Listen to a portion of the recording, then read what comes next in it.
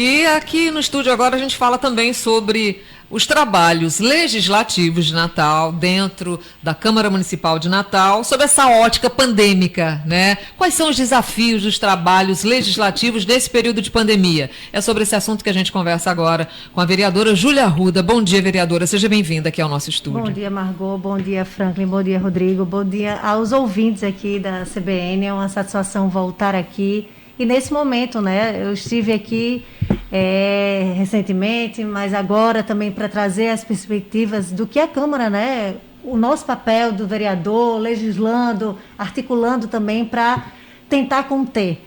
É algo que a gente precisa unir as forças, né, tanto Legislativo Municipal, Estadual, Governo do Estado, Prefeitura de Natal. É um momento de união e não de estrelismo, como foi dito aí, não de cada um querer aparecer, não. Realmente um momento de união para tentar conter algo grave, urgente, e que está refletindo aí nesses aumentos aí de leitos, né, da ocupação dos leitos, tanto da rede pública quanto da rede privada.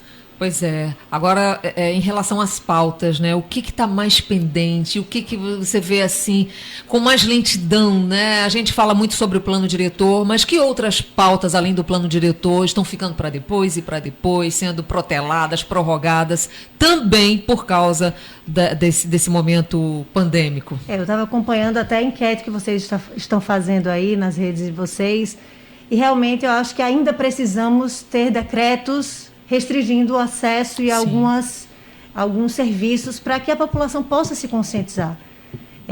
Que bom seria que não precisasse ter os decretos. É antipático, mas é necessário. Sim. Eu ontem tive a preocupação, fui dar uma olhada, né, no carro e fui procurar saber como é que estava aí o acesso à praia. De fato, a praia está fechada, o acesso de carros à praia, mas a população subindo, né, subindo a pé. Como é que anda a fiscalização também? Pois é. De nada adianta se vier o decreto sem tiver também atrelado a fiscalização por parte da prefeitura, no caso do decreto da restrição das praias. Algo que intriga muito todos nós é a situação do transporte público. Sim. As pessoas que não estão tendo a oportunidade de ficar em casa têm que sair para trabalhar e estão tendo que se amontoar diariamente no transporte público. A gente recebe vídeos, recebe relatos, e de nada está sendo feito por parte da prefeitura, né? Desde que começou, há um ano atrás, lá na Câmara, a gente já entrou com um requerimento solicitando a reposição dos 100% da frota. Pois é. Que hoje não funciona, né? Não se entende, porque a rotina voltou ao normal praticamente e a frota não voltou ao normal. E é uma reivindicação dos natalenses muito pertinente. E uma decisão de justiça que não se cumpriu até hoje, que a justiça determinou que voltasse a ter a circulação de 100% da frota, porque as atividades foram reabertas. Isso, e aí a gente acompanha com muita preocupação, porque a prefeitura, nesse caso, está se auto-sabotando quando ela não cumpre o mínimo, né, que é garantir um transporte digno ao cidadão que está tendo que enfrentar essa dificuldade, está sendo desrespeitado diariamente no transporte público. Então, é algo que me intriga muito, acho que intriga a Câmara, e precisamos nos articular. Pois é, inclusive aqui, numa matéria aqui do Agora RN, dizendo o seguinte, que no sábado, dia 27, a Prefeitura decretou que pode aumentar ou diminuir ainda a quantidade de veículos a qualquer momento. Como assim diminuir? Uma expectativa de fazer com que o comércio tenha um rodízio de horário, que eu acho a coisa mais imbecil do mundo. Porque de 8 às 10 funciona segmento tal, de 10 às 12 tal, no pressuposto de que nesse intervalo os ônibus vão ficar um pouco mais, digamos que, menos lotados, né? Então, essa, Franklin e Margot, eu acho que é uma pauta urgente. As pessoas se acham no direito de descumprir os decretos, porque, por outro lado, está sendo descumprido e desrespeitado diariamente no acesso ao transporte público, e aí fica nessa situação, e o vírus aí se espalhando na cidade. Precisamos nos articular, acho que a Prefeitura, a gente espera uma posição formal da Prefeitura de Natal.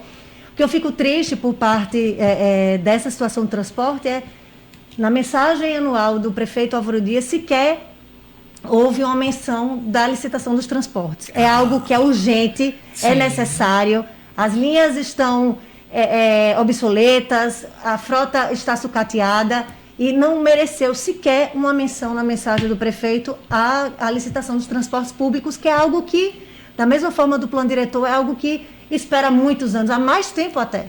Então, hoje, a relação da prefeitura com as empresas é muito precária, porque não existe um contrato firmado para exigir determinadas situações. A senhora, quando falou aí agora há pouco das praias, eu recebi, inclusive, quando vinha para cá, um WhatsApp aqui de uns amigos, e eu vi, inclusive, as praias, elas estavam com os quiosques fechados, guarda-chuvas e guarda-sóis amarrados e tal. As pessoas fizeram até, aquelas pessoas comercializam ali, fizeram até um protesto fechando por algum tempo a subida, o acesso para a ponte Newton Navarro. E querendo saber se a Secretaria de Assistência Social não vai dar uma contrapartida para esses 15 dias sem renda alguma, pelo menos cesta básica. O que é que se pode fazer nesse sentido? Isso, inclusive, eu fiz essa cobrança na sessão da Câmara semana passada, porque nesse mesmo período, ano passado, como auxílio emergencial, a Prefeitura estava distribuindo cesta básica para segmentos, para produtores, enfim, culturais, escolas, artesanato. Também, né? Escola, nós votamos na Câmara o projeto que transformava o recurso da merenda escolar em cesta básica. Isso. Mas durante todo o período de pandemia só foram distribuídas 2 cestas básicas. E essa é uma pauta que merece também toda a nossa atenção. É a retomada, um plano articulado para retomada, uma futura retomada presencial das escolas. Atenção e urgência, né? Quem tem fome não espera, então, tem que dar gente. Uma contrapartida a esse pessoal, que eles não têm de onde tirar absolutamente nada. A vida está ali.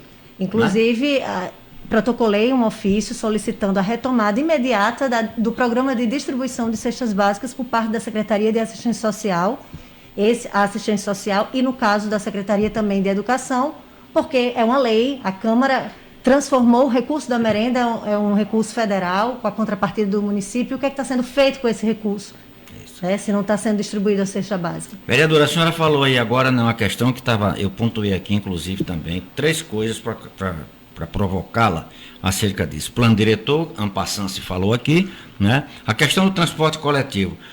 O que é que, na sua opinião, trava a revisão dessa questão das concessões de linhas de transporte coletivo em Natal? Uma nova lei. Há 10 anos que não se trata... Há 20 anos. Há 20 anos que não se consegue fazer nada. Gente. O que é que, na realidade, por que é que dá deserto, por que não dá? Na opinião da senhora. É uma resposta que eu não sei lhe responder, Franklin. É um mistério, realmente. Essa é uma situação que deve, primeiro, ser encarada como uma prioridade. Se a própria gestão não coloca como uma das metas para a execução nesse ano, acho que já começa daí. O gestor maior tem que puxar para si a responsabilidade e colocar a licitação dos transportes públicos como uma prioridade. Nesse momento de pandemia, eu acho que foi algo que mexeu com a vida de todo cidadão natalense, dos 4 cantos de Natal, foi a mudança das linhas, diminuição da frota, as linhas que foram canceladas, e não houve sequer uma comunicação prévia à população. A população simplesmente acordou num dia e não tinha ônibus para poder circular, não sabia qual ônibus tinha que se deslocar. Idosos tendo que enfrentar aí alguns quilômetros para poder ter acesso ao ônibus. Então, é algo muito sério e que precisa, primeiro de tudo, ser encarado como uma prioridade. Então, isso me preocupa quando você não vê na mensagem anual, que são as metas, as perspectivas que tem para o gestor traçar suas ações para esse ano, no caso, não mereceu sequer uma menção. Então, me preocupa essa falta de prioridade. A Câmara, ela teve acesso a algum documento que visa, e eu acho que deve sair essa semana ainda, né? Essa questão do estacionamento em vias públicas aqui da cidade, não? Porque a Prefeitura já está lançando o edital. Não, se chegou, não chegou em nenhuma comissão que eu faço parte, mas eu vou até procurar saber. Isso também vai mexer com acessibilidade, vai se pagar pelo estacionamento, né? Criando, não sei se mal compara o retorno daquelas chamadas zonas azuis, né, onde se podia estacionar com aqueles tickets, né? Mas eu vou procurar saber, mas foi mencionado na mensagem do prefeito. Esse daí eu lembro que foi, mas não tive acesso a nenhum tipo de minuta, de projeto, enfim, por parte do Executivo Municipal, não. As sessões estão acontecendo como agora? 100% remotas ou não? Está híbrida, né? Está híbrida parte ainda. Dos vereadores em plenário e alguns outros em casa, da forma remota. 3 vezes por semana, o acesso foi um pouco restrito, né? O presidente baixou um decreto para restringir o número de assessores e de visitantes também à Câmara para tentar conter, até porque existem casos na própria Câmara. Sim. Há um revezamento entre os vereadores? Quem vai participar da sessão, da sessão remota ou presencial? Ou não? Na verdade, o presidente deixou claro que seria só os vereadores que compõem a mesa diretora em plenário, mas Entendi. É desrespeitado também.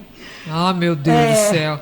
Agora vamos falar um pouquinho sobre o seu trabalho muito específico, né, atuante, que é a defesa da mulher, né? Vamos falar um pouquinho sobre isso. Como é que tem sido a atuação da Frente Parlamentar de Defesa da Mulher, né, dos direitos das mulheres em relação ao isolamento social e o aumento da violência doméstica? A gente até já conversou sobre isso, mas eu acho interessante a gente puxar esse assunto também para a CBN, porque é um outro público, mas a gente precisa falar sobre isso. A violência doméstica aumentou e muito durante o isolamento social. Isso, infelizmente, Margot, desde que começou a pandemia, o isolamento social, nós nos preocupamos, tentamos nos articular. Naquele primeiro momento fizemos lives para dar visibilidade e levar informação às mulheres que, infelizmente, não tiveram outra opção a não ser ficar com seus algozes dentro da casa por alguns meses, né? Então, é notório que aumentou o número de violência doméstica, as mulheres não tiveram a quem recorrer.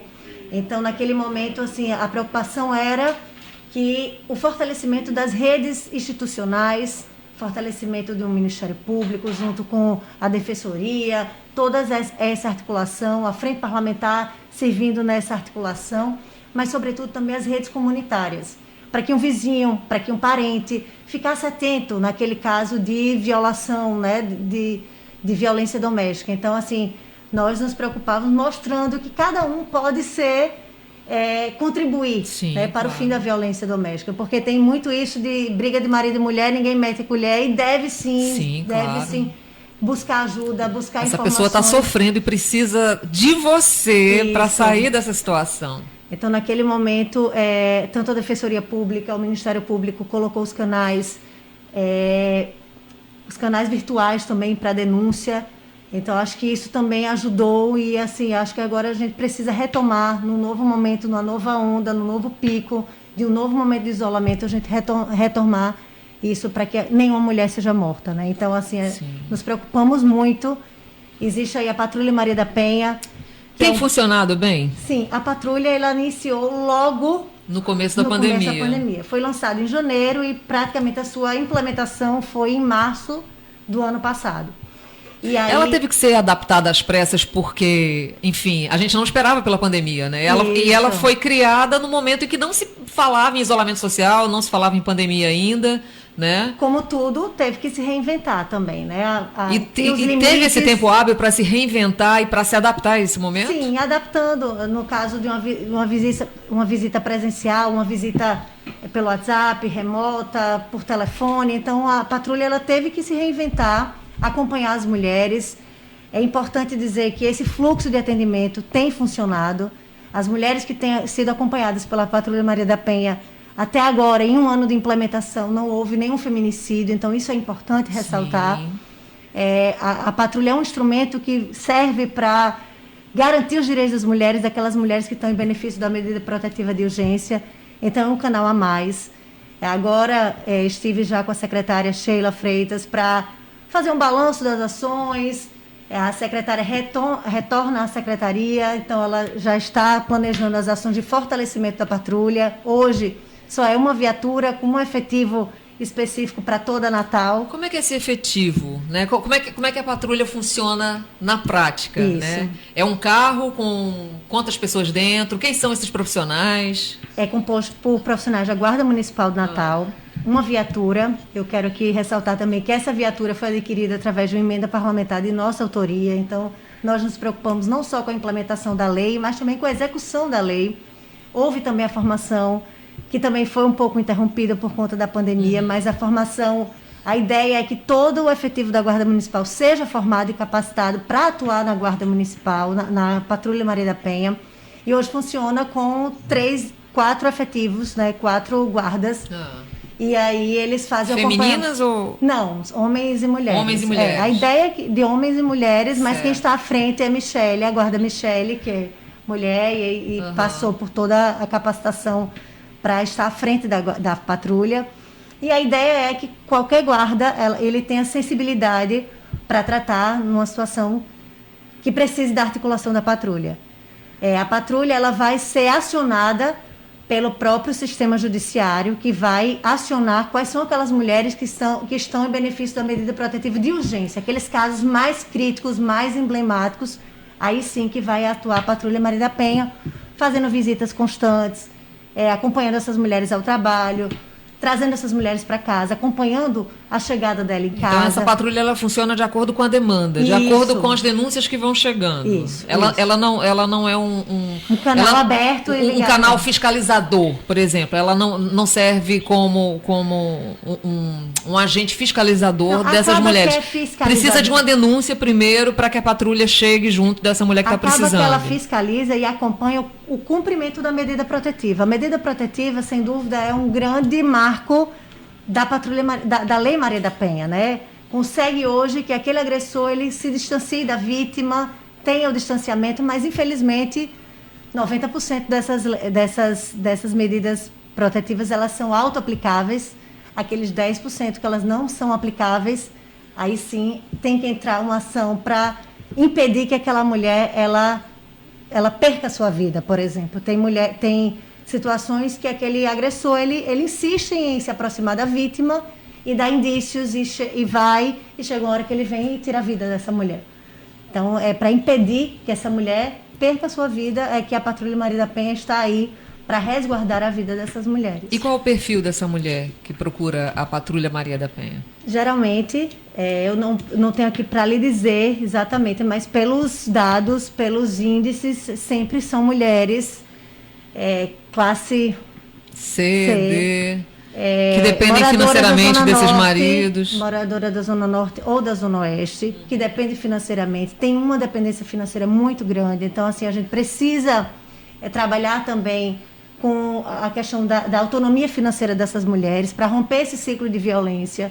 Então, é uma situação que a patrulha é um instrumento importante, mas precisamos ter outras ações.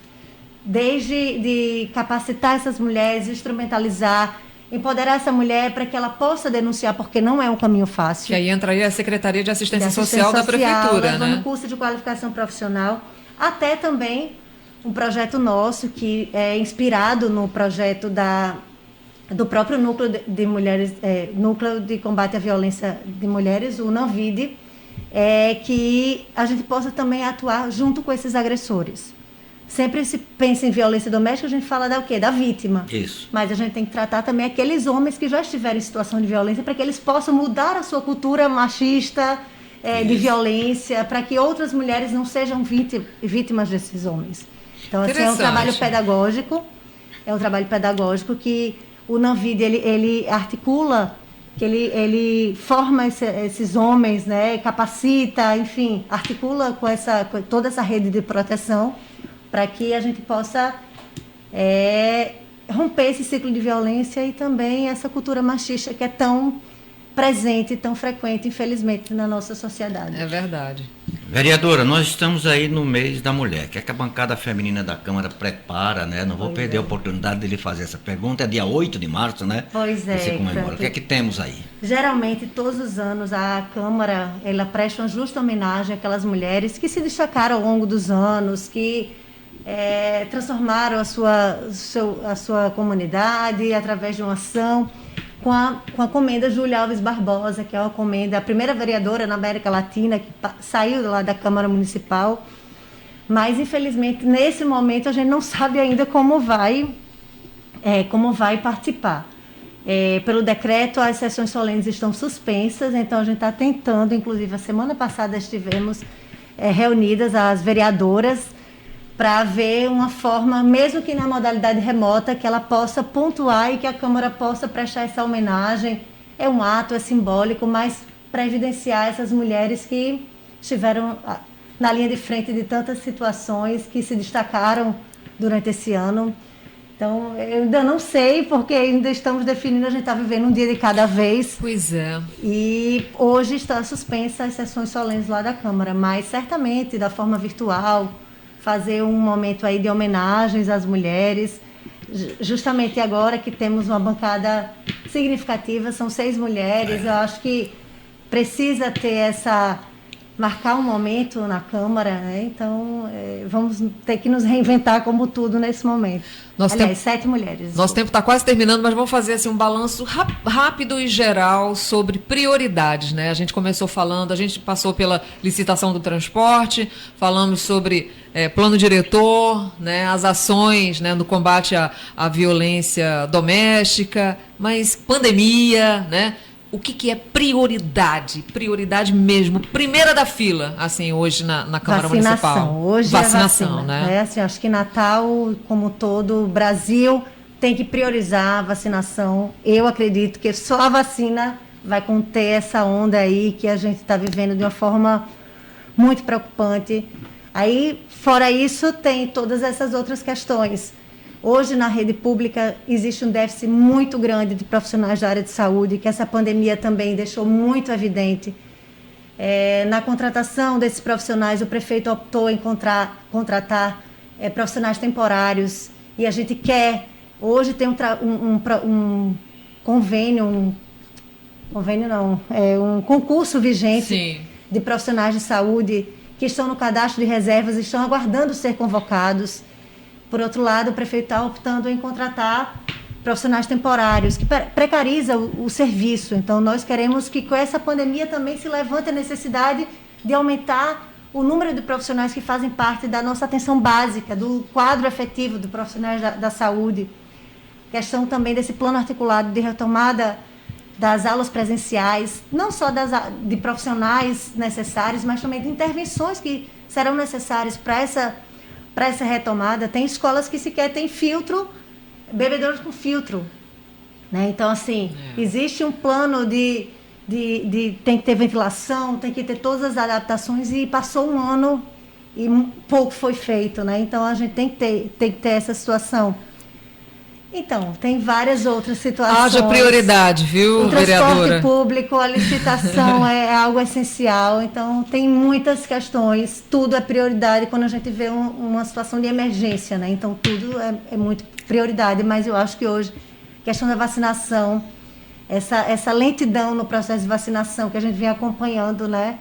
Em outros estados, já está até com 70 anos os idosos sendo vacinados, aqui já tá mais lento, então precisamos acelerar também o processo de vacinação. Muito lento, e diga-se de passagem que eu estava vendo aqui filas no Nélio Dias, fila no drive-thru do Via Direta, né? Esporte, e um horário reduzido. O idoso nunca vai só, vai ter que ocupar uma pessoa para ir com ele. Então, estenda esse horário. Quando o cara deixa o expediente, vai levar a mãe, vai levar o pai, leva um parente e tal. Sexta-feira só até 1h. A senhora poderia até provocar a Secretaria de Saúde a respeito disso. Inclusive, amanhã a gente tem uma reunião, não sei se vai ser da forma remota ou presencial, mas um dos assuntos é exatamente esse plano de vacinação. Tem que ser. De que forma está sendo, e também quem já teve a oportunidade nessa primeira fase. A gente vive o pico da transmissibilidade. Isso. Agora, mais do que nunca, tem que ser estendido esse horário, gente. Funcionar em regime de plantão no fim de semana, sim. Por quê? Na sexta-feira até 1h. Como assim? Não existe isso. Pelo amor de Deus. Júlia Arruda, vereadora de Natal, muito obrigada pela sua participação aqui na nossa Rede Tropical de Notícias. Eu que agradeço, Margot. Franklin, prazer estar aqui com você. Rodrigo também, é uma satisfação. Eu estou à disposição aqui para outras oportunidades. Muito obrigada. Se Deus quiser, com notícias melhores. Tomara, né? Vamos torcer.